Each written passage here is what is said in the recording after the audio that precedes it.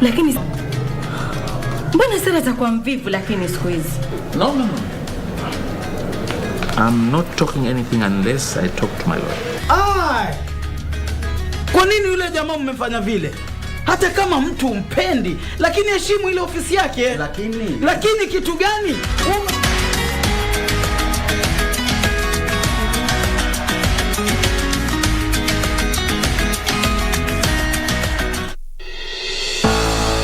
The small and medium-sized enterprises are the heartbeats of the Kenyan economy. They contribute about 34% to the country's annual wealth, and they employ almost 80% of the country's total workforce. But this critical industry is at a crossroad.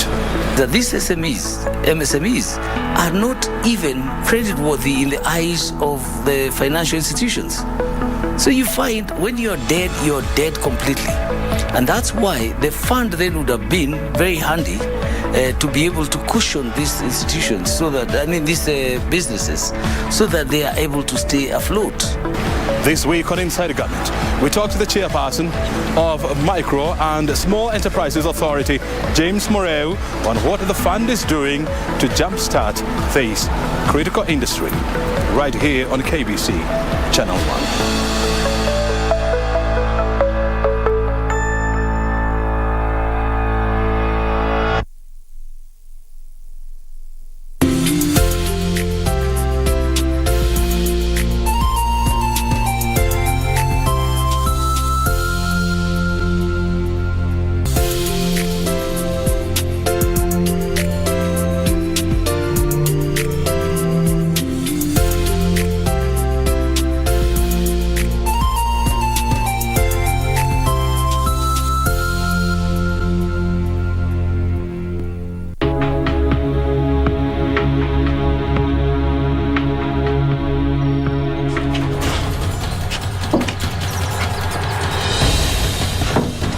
You said we need that document. You said so yourself. What's wrong with you? I can't find it. I can't find the inhaler. Philip, what are we going to do? He's going to die now. Hans, come on, help! You can never be too careful.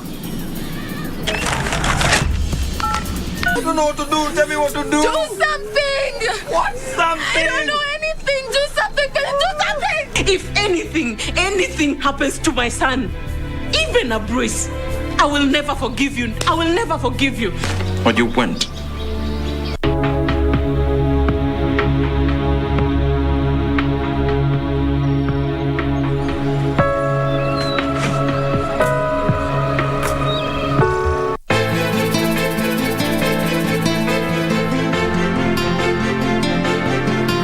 Ungenieleza ukweli kutokea mwanzo, usingekuwa mahali hapa sasa hivi. Kusema kweli hakuna la kufanya.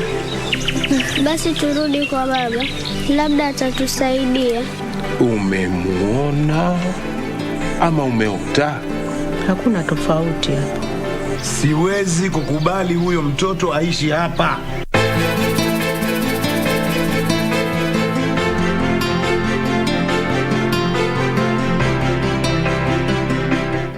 Beacon Furnitures Limited.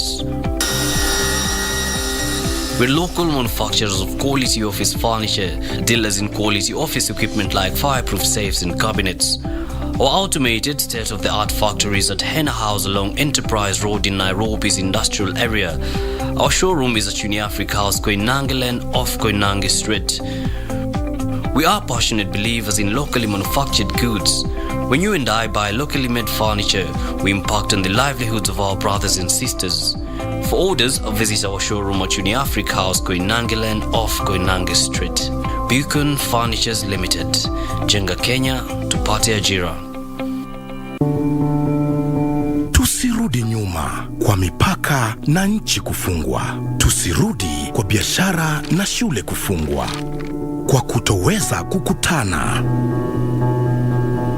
Kwa kutengana na tuwapendao. Tusirudi nyuma. Na kuhitaji unikinge, pata chanjo. Ili tuendelee na maisha vizuri. Na kuhitaji unikinge, pata chanjo. Na kuhitaji unikinge, pata chanjo. Na kuhitaji unikinge, pata chanjo. na kuhitaji unikinge. Pata chanjo ili tuendeleze maisha bora kwa ajili ya uwapendao, nchi yetu na usoni wetu, kwa ajili yetu sisi sote.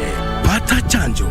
Kaa chonjo, kuhakikisha nchi yetu na uchumi wetu umestawi katika uwazi. Tusirudi nyuma.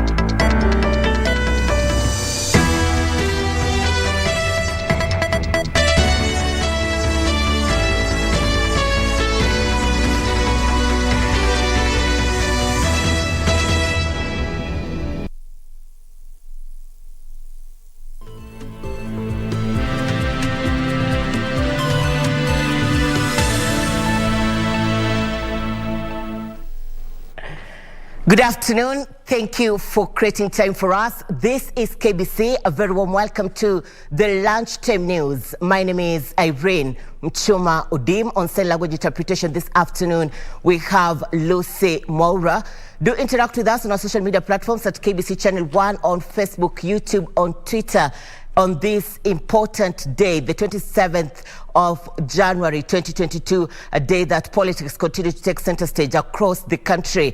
In Murang'a, we have Area Governor Mwangi wa Iria, who is also a presidential hopeful, launching Wachuuzi Sacco, and he is with my colleague Ruth Wamboi, who will be joining us live shortly. The Deputy President William Ruto is in Kikuyu and is with Kevin Washira and Eden Ibrahim. My colleague too is with the Council of Governors at Delta House. But first, we kick off from here in the county of Nairobi. ODM leader Raila Odinga's foot soldiers are on overdrive as they plot how best to utilize the ongoing mass voter registration drive to increase his vote basket in Coast Region. Led by Azimio Young Turks Alliance National Chairman Jaoko Oburu Odinga, the political youth brigade said they are optimistic that they will enlist more voters in the 3-week exercise. Raila Odinga's Young Turks have now embarked on a door-to-door mobilization campaign to woo supporters to register as voters. Led by the national chairman Azimio Young Turks Alliance, Jaoko Oburu Odinga, they said that unlike in the previous voter mobilization drives, where leaders engaged in roadshows, the focus has now shifted to door-to-door campaigns to woo potential voters. Sisi kama vijana tulitambua kuwa hii kitu tunaita Azimio la Umoja ama handshake lazima ingie katika mtaa, lazima ingie kwa jamii. Ndio sasa tukiwa kwa muungano moja tunaweza kutimiza ile kitu tulimwahidi baba kuwa yeye atakuwa the 5th president wa Kenya. On his part, vibrant Democratic Party leader and former Nyali Member of Parliament Hezron Awiti Bolo urged the Luo community living in Mombasa to put their personal interests aside and forge political unity geared towards hunting votes for Raila in the Coast Region. Wale ndugu ambao wametoka pamoja walikuja kufanya biashara ya community wa Jaluo. Lazima tutoe mfano bora ya unity. Unity ya kwanza, kuweka nyumba yetu in order na kizungu Ya pili, tutoe mfano bora ya kutafuta kura katika sub county, ward level na popote.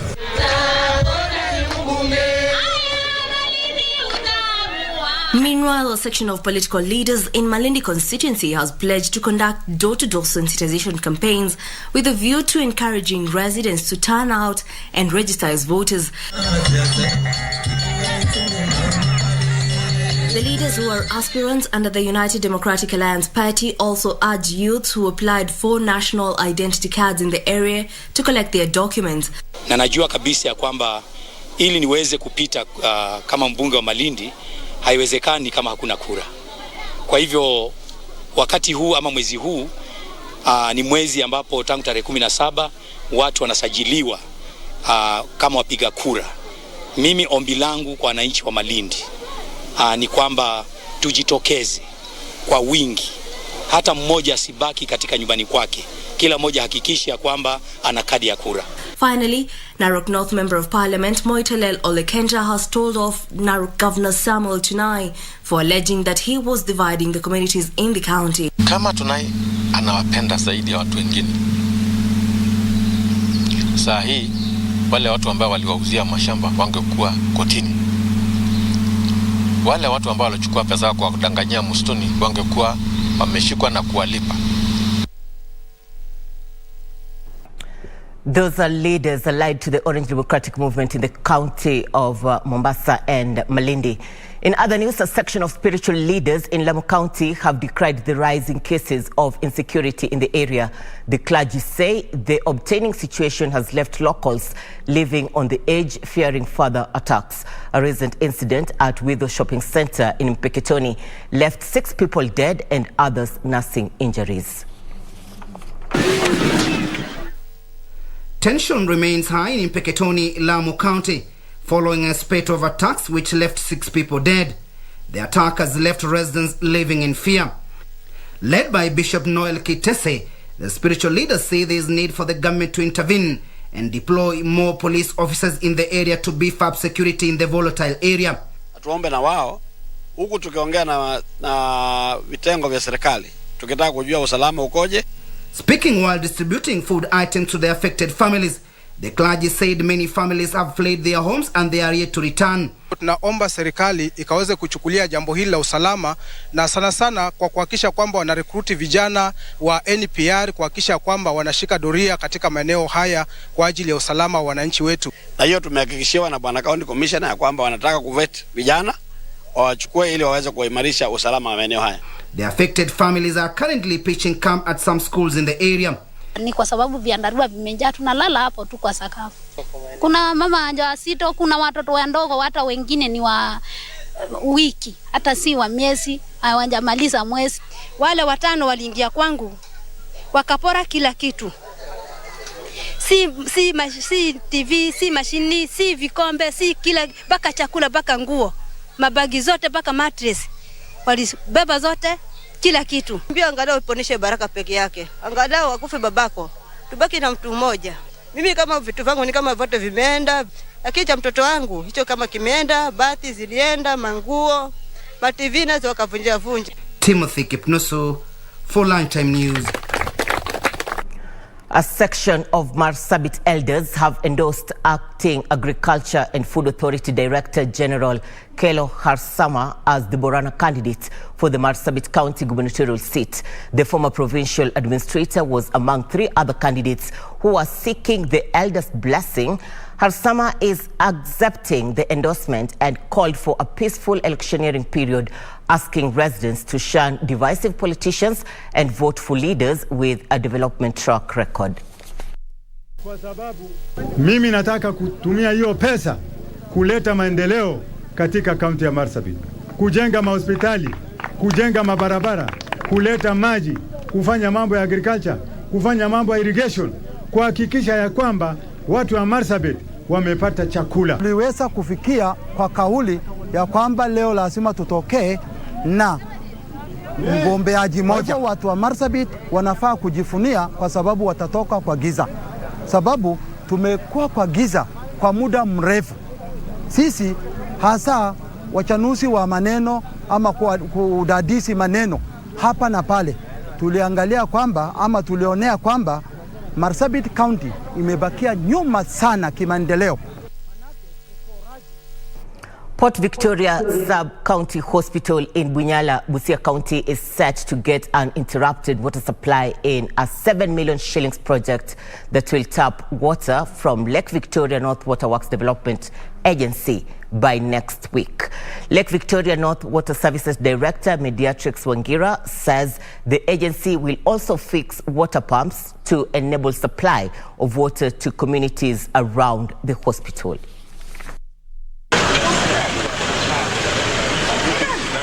The installation of a 50,000 litres elevated water tank at the Port Victoria Sub-County Hospital is expected to end water scarcity in the larger Bunyala area of Busia County. Span of 1 week, mambo ikanyooka, mambo ikaanza kufunguka. Unaweza ona in a span of 1 week. Hiyo ni rekodi mzuri sana Lake Victoria North Water Services Director Mediatrix Wangira says installation of an elevated water tank will also boost water supply to communities neighboring the hospital. Tumekuwa pale kwa treatment works na Lake Victoria inaleta Port Victoria Hospital hiyo pump itajengwa kwanza ndio tuweze kujenga the storage pump. Water scarcity has been endemic in Bunyala, affecting both domestic and industrial consumers. Bunyala Sub-County Commissioner Grace Ouma says the gesture will enhance the quality of healthcare at Port Victoria Sub-County Hospital. When there is no water in the hospital and there is no clean water out there, people will come here, sick people will come here, and even those who are sick will get more sicker. And we are in an era of COVID where we need water like never before. There's a problem with the dangerous. And a section of bodaboda operators in Chepareria, West Pokot County has threatened to move to court and seek legal redress over unpaid services by United Democratic Alliance Party. The bodaboda riders staged a peaceful demo accusing the party's grassroots leaders of mischief. The protesters marched on the street carrying twigs and placards demanding they be paid their dues. They accused some UDA operatives of failing to hand them some 1 million shillings promised to them by the party leaders. Hatutaki kutumiwa na wanasiasa wengine na wakule pesa yetu. Kama hao aspirants walikula pesa, unachua ulipee nani? Pikia yeye alete pesa yetu. They threatened to move to court and seek legal redress over the matter unless those concerned intervene. Chepareria Bodaboda Deputy Chairperson Dennis Ripis urged riders not to be used by politicians for selfish end. Tunasema leo mwenyeji akuje, mgeni akuje, mwenyeji apone. Ndio. Watoto jioni walilala njaa na vuva. Na unajua sisi tunalipa loan. Sasa wengine wanakuja paka ofisi yangu wanaambia naibu, wapi pesa ya bodaboda? Sisi hatuna shida na wewe. Uliona tulikukaribisha vizuri, tukashangilia vizuri, ukarudi vizuri kwa ile mkutano yako yote sababu wewe ni mtoto ya nyumbani. West Pokot Bodaboda Riders Chairperson Moses Loitasiwa alleged that 1 million shillings was handed to each of the 4 constituencies, but those in Pokot South are yet to receive their share. In a quick rejoinder, West Pokot UDA youth leader Rajab Chombos rubbished the claims, saying the group is being used by other politicians for their political mileage. Thousands of Kiambu residents are set to benefit from the launch of 2 small claims courts in Thika. The development is expected to bring to an end a backlog of cases that have been pending in court for years now. While launching the courts, the registrar in charge of small claims court, Stella Kanyiri, announced that they will only be resolving civil and commercial disputes with relatively small claims of up to 1 million shillings. Registrar Stella Kanyiri says the cases in the subordinate court will be heard in the period of less than 2 months by an adjudicator appointed by the Judicial Service Commission. The people of Kiambu County now have a court where they can come and file their claims, which are within the court's jurisdiction and which can be heard in a simple, effective, and a very inexpensive manner, but more so that will be heard within 60 days. Among the cases to be heard at the small courts are contracts for sale and supply of goods and services, contracts relating to money held and received, and compensation for personal injuries, and set-off and counterclaim under any contract. Court has very narrow jurisdiction and can only handle specific cases. So these are cases relating to contract for sale and supply of goods, issues of recovery of personal debt, claims of liability, and also counterclaims. Kanyiri stated that Kenyans with various disputes and who cannot afford the services of a lawyer will be required to fill prescribed forms with specific information to the claimant's claim. She made the announcement as Stella Atambo, the Thika Court's chief magistrate, regretted the delay in cases with some pending in court for as long as 3 years. Parents and residents of Athiru Rujine, Igembe South in Meru County have held demonstrations over the alleged grabbing of a school land by private developers. The parents say the 34-acre parcel of land belongs to the school at Morera and has been illegally turned into farmland, leaving the school to operate on only 1 acre and quarter piece of land. The angry parents at Morera Primary School in Meru protesting the grabbing of this piece of land by a private developer pulled down structures put up on the land and set them ablaze. The parents also cut down maize plantations among other crops planted in the parcel of land. They are now calling on the county government to intervene on the matter and see to it that the land is given back to the school. Wamepewa honyo na wazazi wa shule hii, lakini wameshindwa kutimiza amri ya wazazi. Lakini siku ya leo wazazi wametimiza amri yao. Sasa ninaomba governor Kiraito Moronge na MP wetu asaidie MCA wetu kuyalima hii shamba ya shule. Area MCA Jafeth Kiremi assured parents that he will liaise with the relevant authorities to resolve the dispute. Hakuna mlagai mmoja tutaacha katika hii shule ama katika sehemu ya shule. Reporting for Lunchtime News, I'm Wamboi Otiende. Political and religious leaders have been urged to formulate ways of harmonizing modern lifestyle with positive cultural practices if the country is to dispel negative stereotypes and personal biases about different communities. A group of cultural leaders say the gesture will help to foster unity and coexistence among Kenyans. Purity Mseu has the details. Culture, it enhances people's quality of life and increases overall well-being for both individuals and communities. For this reason, a group of cultural leaders in Githunguri wants it preserved by all means. People may mislead others and say, oh, it's only bad things that we have. But we have a great thing in the Kikuyu culture, like naming. I've been asking the youth, do you know how you name the children? And it is the only thing that we have in the world. The leaders who spoke during a consecration of the Mau Mau Museum and Cultural Heritage in Githunguri town say it's paramount to allow people to practice positive cultural practices for the sake of the opportunities that come when people come together. Sababu ya kuja hapa Githunguri ni kubariki ile shamba. President wetu alisema anataka kujenga museum park na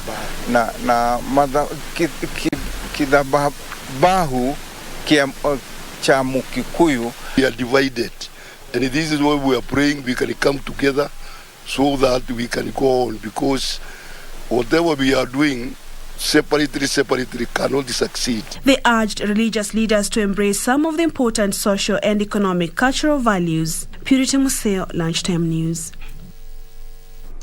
Glad you're part of this bulletin. Quick acknowledgements. Chancy Kerubo, you're saying KBC Channel 1, keep up the good work. Kea Arere, you're saying you're watching KBC Channel 1 from the county of Vihiga. We are taking a short commercial break. We'll be back with more. Stay with us.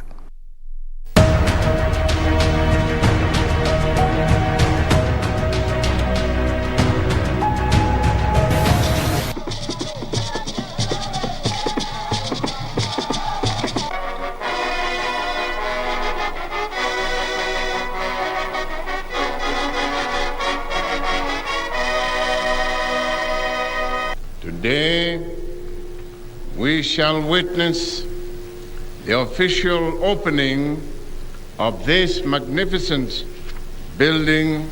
It will be not only the tallest building in Nairobi, but also the most beautifully designed. It is now my great pleasure to declare the Kenyatta Conference Center to be officially open.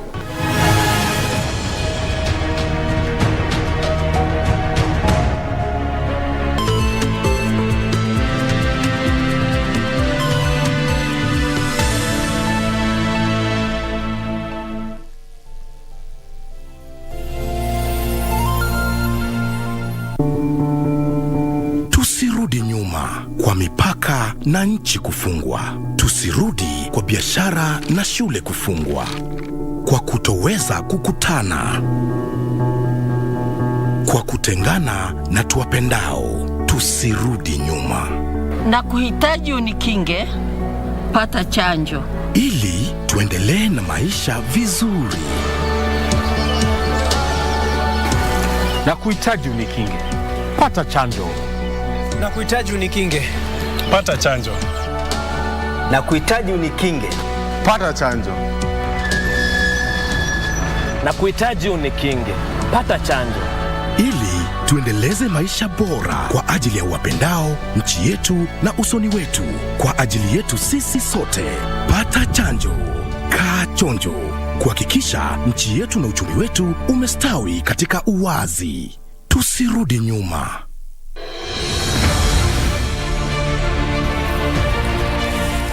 Miaka ya 80, mfumo wa 4K Club ulivuma sana katika shule za msingi na ukasaidia wanafunzi wengi kuwa na ujuzi na maarifa muhimu. Zamani imeonekana kama kwamba agriculture ama mambo ya kilimo ni kama mambo ambayo yanafanywa na watu ambao hawajasoma, lakini hiyo sio kweli.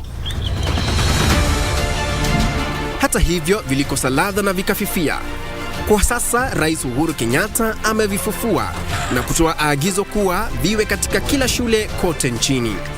Tazama KBC Channel 1 Ijumaa hii saa 2:30 ujionee jinsi wanafunzi wa shule tofauti nchini wanavyotekeleza baadhi ya miradi ya 4K Club na ile ya Young Farmers Club.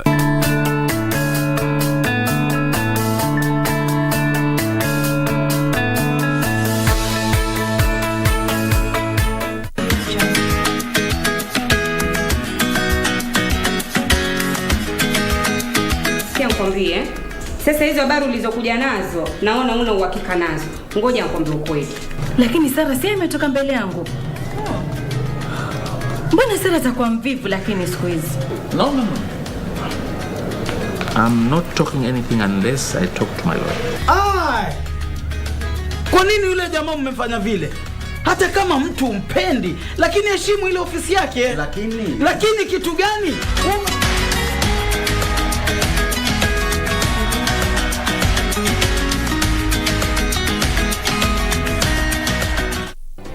Do you have a news story to share with KBC? Get in touch swiftly on email news@kbc.co.ke or call 0723-892-654 or 0734-780-124.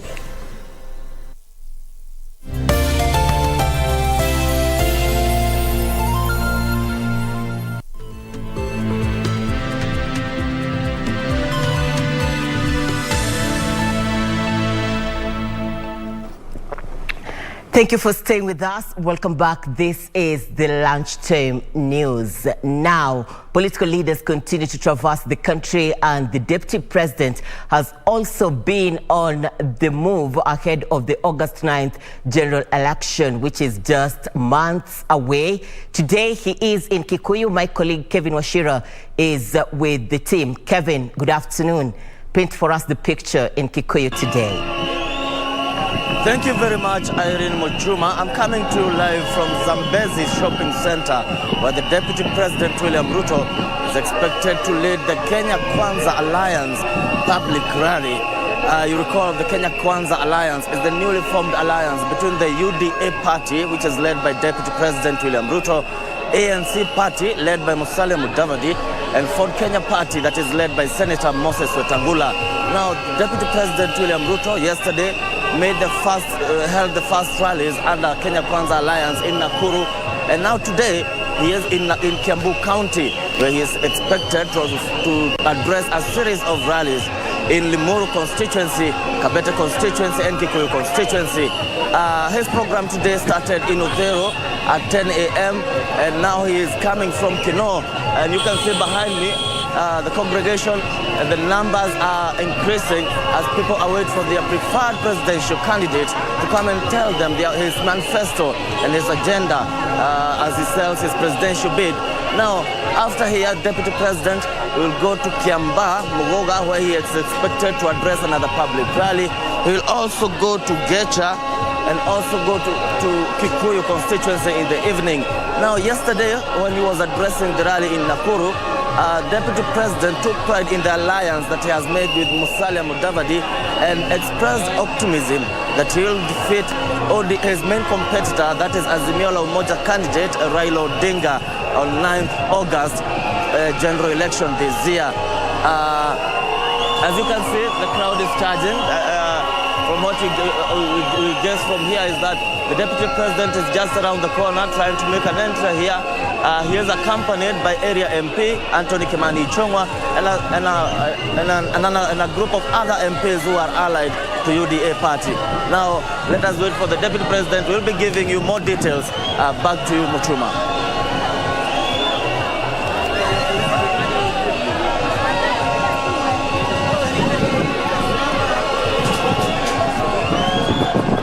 Good to have you, Kevin Washira. Looking forward to a well-packaged news item in our subsequent bulletins. Now, in other news, in our weekly feature, Cinemas and Theatre, this week, our reporter Jacqueline Masharia reviews the film Limb. Take a look.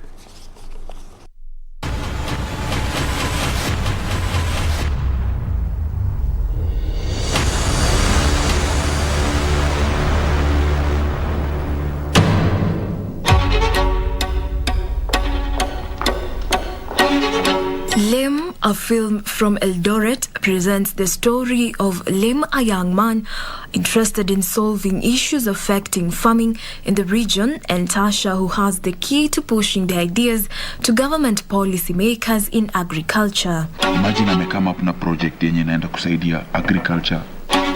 Lakini shetani ni nani buda? Through ill fate and Lim's attraction to Tasha, the two mess up opportunities for these. From strangers to adversaries, Lim and Tasha have to find a way of working together if they are to succeed in pushing through with their ideas. Starring Octavia Zonyango, who plays the character Lim, and Kui Gitonga, who plays the character Tasha, the film is slow-paced, youthful, and showcases a different urban landscape from the ordinary urban Kenyan film, which are mainly set in Nairobi. So we partly auditioned, and this involved me watching theatre people doing their stuff. Because Octavius is a thespian. He acts both on stage and in film. So that's why I picked him as a good actor. Koi had worked with her earlier because we had casted for another film initially, the role of Tasha, among others. Produced by B. Cosmas and directed by Joan Rispa Kirago, the film, made possible by Kenya Film Commission's Film Empowerment, differs from Hollywood's style of storytelling in film.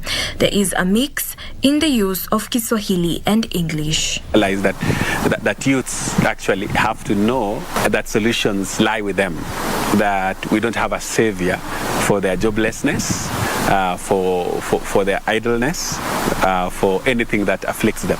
But if they take issues into their hands and try to solve them, like the one in terms of farming, they can be significant, or they can contribute to solving issues outside of their comfort zone. That's why we centered it in Eldoret. Silence on set. Lim went to screen at Rupa's Cinema in Eldoret and Sin Cinema in Nairobi and Alliance Francais in Mombasa.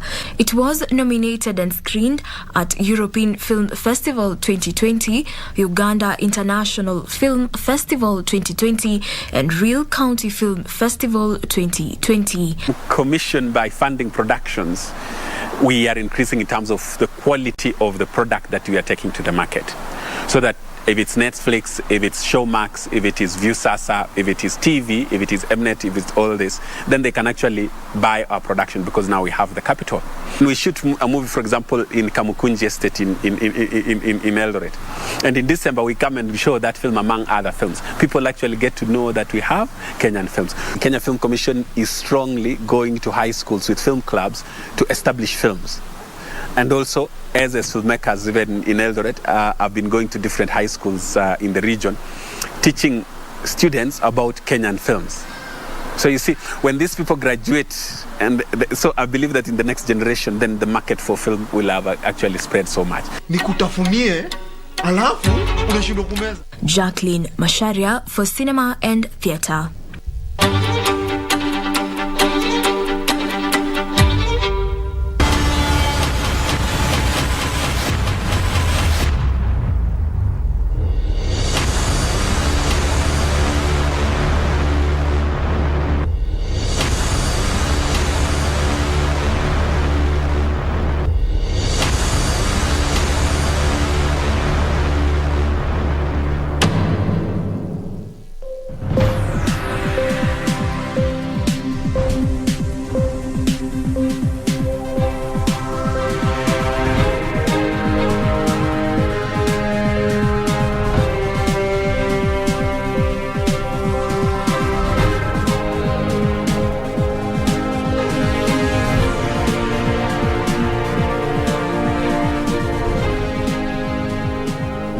Time for Channel 1 Business News. And Uganda wants to curb its borrowing and boost exports in sectors such as meat and dairy as the country lifts restrictions triggered by the coronavirus pandemic. President Yoweri Museveni says he wants to expand the country's meat, leather and dairy trade and add value to other agricultural exports such as coffee, which has long been one of Uganda's main foreign exchange earners.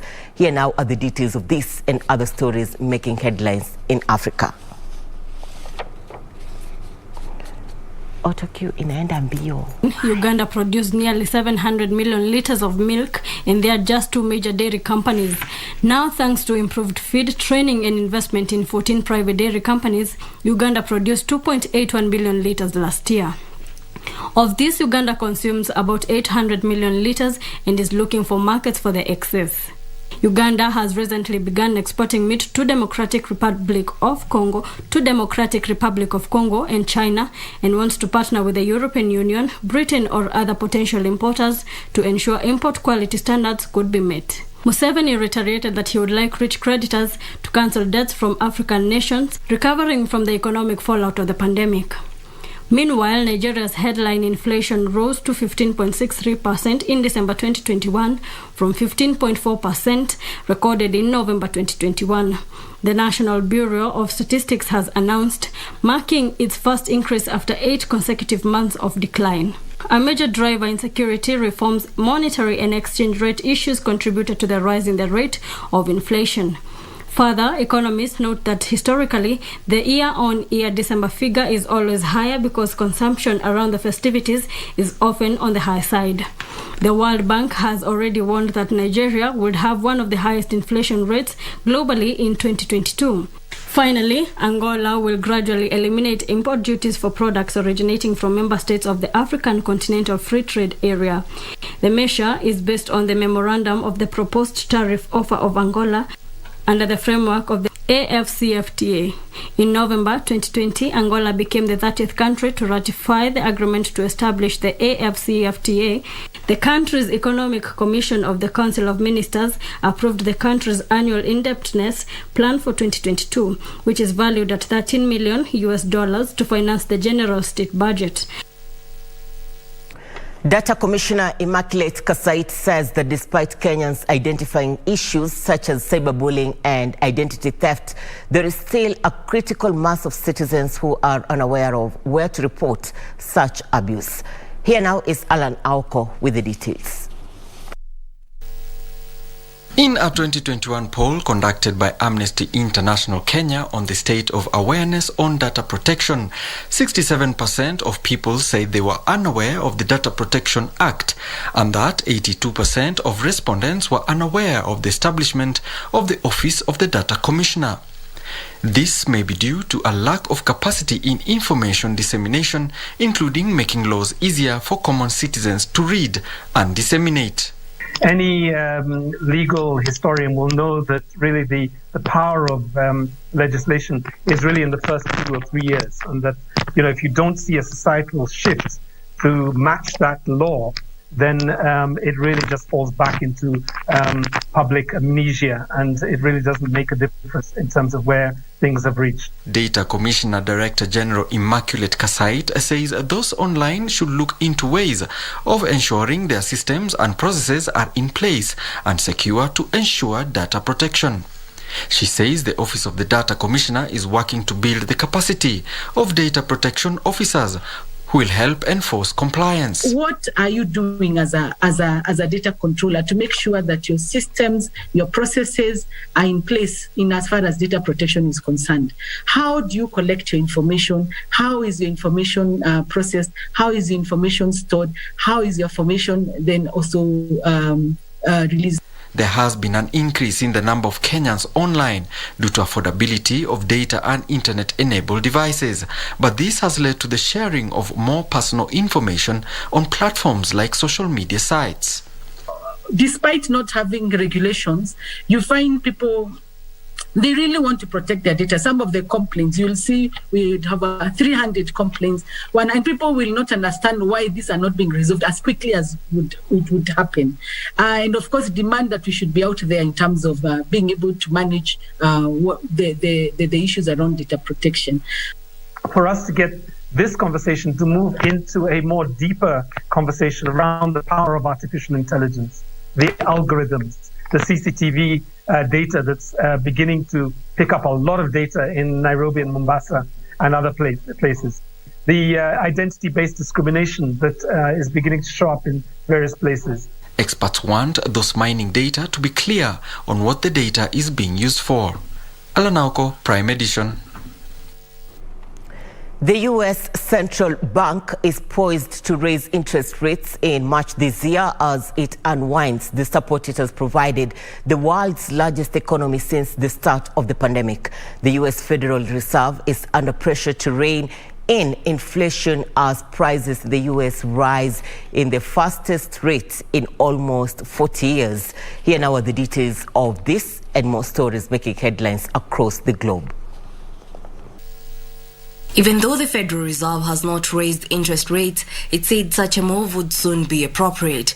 At a press conference following a meeting of Fed officials, Federal Reserve Chair Jerome Powell did not say how fast or how high U.S. interest rates would rise. He also suggested that officials are willing to move faster than they did the last time the Fed was raising rates, noting that the economy is much stronger than it was in 2015, as is inflation. Higher borrowing costs help combat price rises by reducing demand for items such as cars and homes, which are key drivers of U.S. inflation, which has persisted far longer than Fed officials initially expected. Meanwhile, China Evergrande Group shares slumped on Thursday after the developer's thinly detailed roadmap for restructuring left investors dissatisfied, and its indebted peers also fell on concerns that higher interest rates would raise financing costs. Evergrande's executive told creditors it hoped to work with them to achieve a risk management solution, and it would treat all categories of creditors fairly and follow international practice. The company has urged creditors not to take any aggressive legal actions. Evergrande has liabilities of $300 billion, including nearly $20 billion of international bonds, all deemed to be in default after a run of missed payments late last year. Other property companies suffered losses as well. Finally, South Korean battery maker LG Solution has jumped in its stock market debut after becoming the country's biggest ever share offering. The shares briefly doubled from the initial public offering price before ending the day 65.8% higher. The company raised $10.6 billion in the IPO earlier this month. Thursday's strong performance made LG Solution the second most valuable firm in Seoul's benchmark Kospi Index after Samsung Electronics.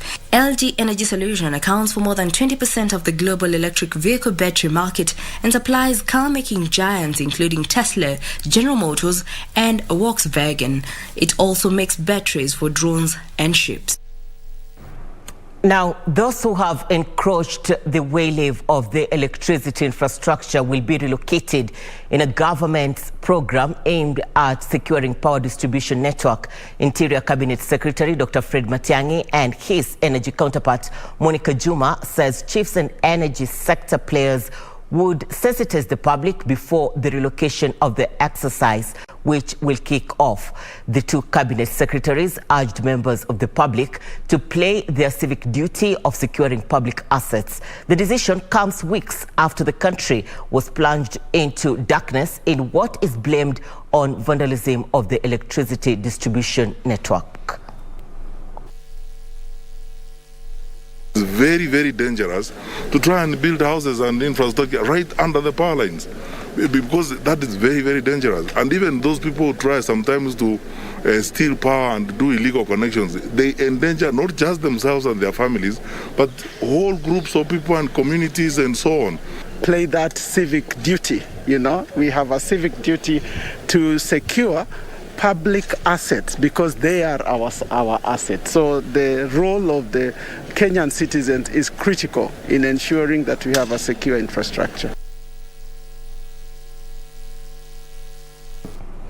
Water and Irrigation Cabinet Secretary Cecily Kariuki says there is need to build capacity for community projects committees to enhance their knowledge on project management. Kariuki says this is to ensure the success of projects being undertaken by the government goes to a success. Speaking on the sidelines of a capacity building exercise for various water development committees for Nyandarua Central Sub-County, the CS said the national government had invested heavily in the community projects, hence the need to ensure their success. Jukumu letu kuu kama serikali kuu si miradi kuunda miradi pekee. Vile capacity building ni mojawapo ya jukumu ambao tuko nazo kama serikali kuu kwa kila kitu. The CS criticized a section of politicians who she accused of politicizing government projects, saying they were doing a disservice to Kenyans.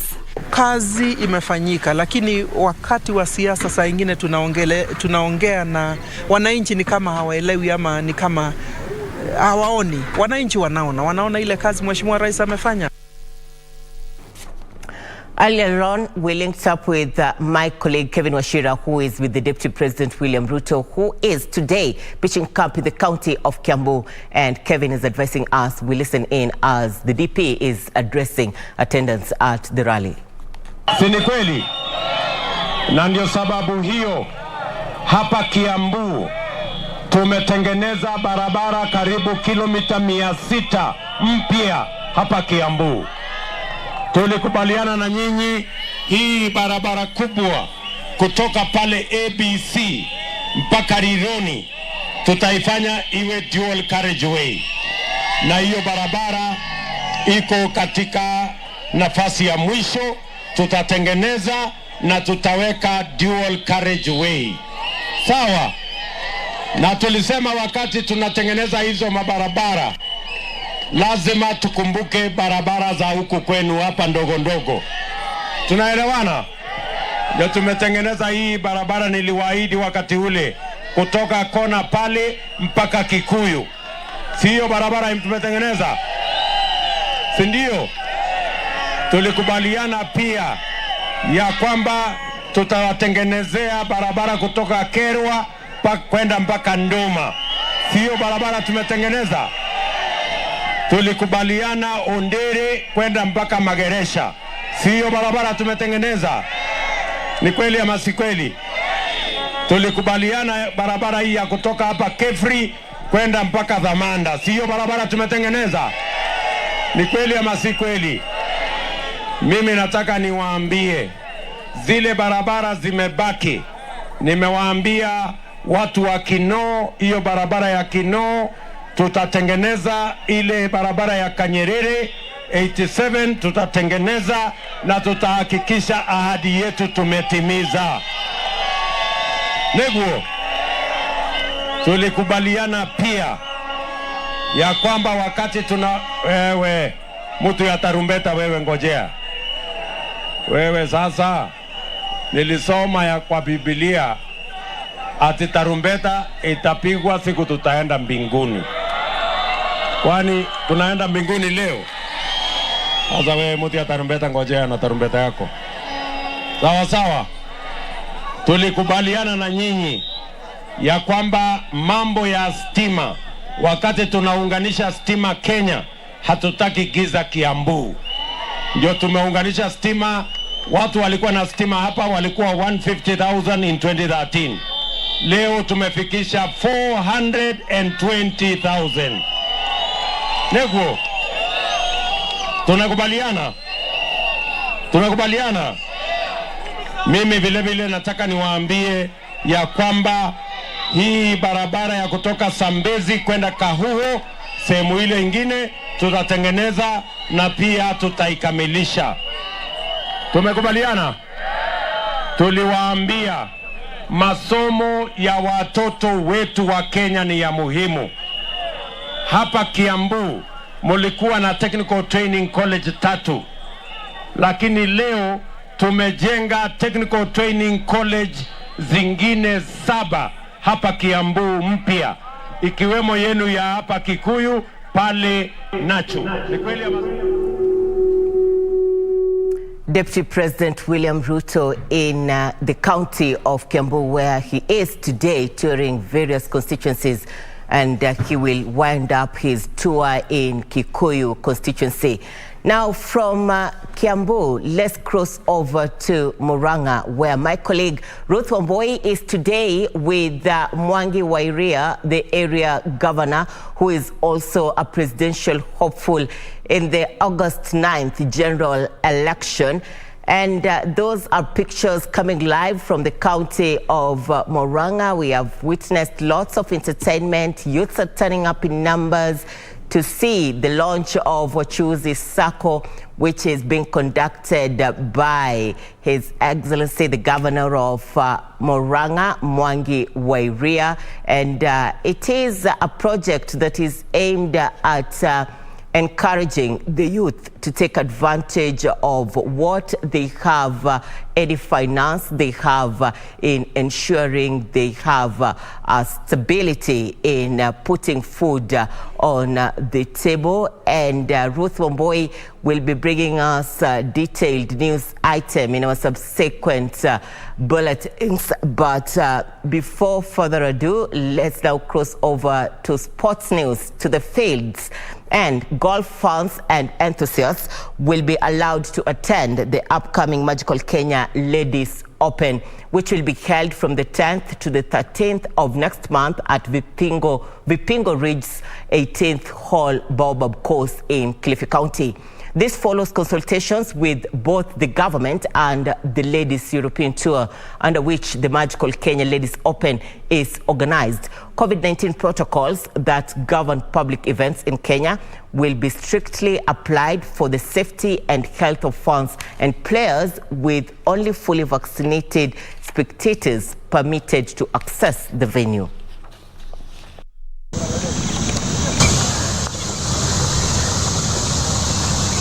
Allez, c'est bien ça à ma maison.